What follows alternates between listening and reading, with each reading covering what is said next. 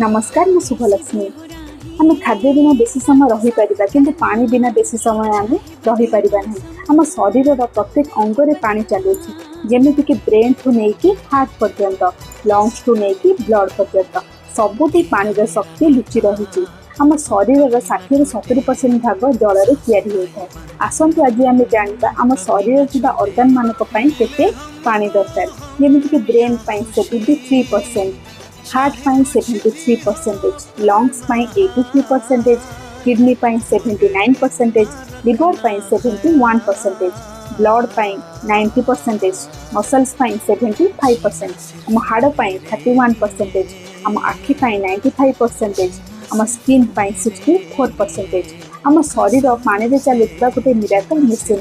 भावतु आम शरीर जदि पानी कम रोचे ताले कौन से अंग ठीक से काम पारिब नहीं। जदि आपण कम पानी पिउछन्ति ताहले हेडाक हेबो, लो एनर्जी फील हेबो, पुअर डाइजेशन हेबो, कॉन्स्टिपेशन हेबो, किडनी प्रॉब्लम हेबो, डिहाइड्रेशन हेबो। तेणु प्रत्येक दिन सठिक मात्रा रे पानी पियंतु, शरीर को हेल्दी रखंतु। आज केते लीटर पानी पीचन्ति निश्चय जणाइबे।